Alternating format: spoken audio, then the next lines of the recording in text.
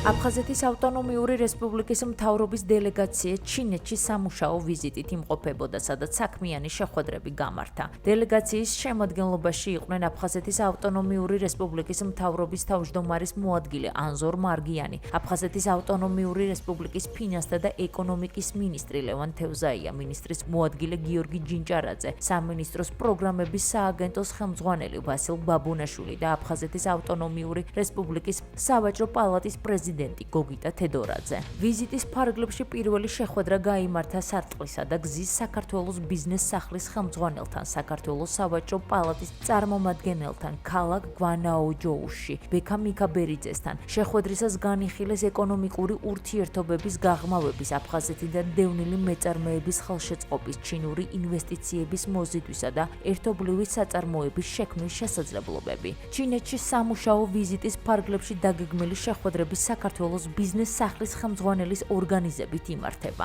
ქართული ბიზნეს სახლის ქვეშ გაერთიანებული კომპანიები წარმატებით ოპერირებენ ჩინეთისა და საქართველოს ბაზარზე.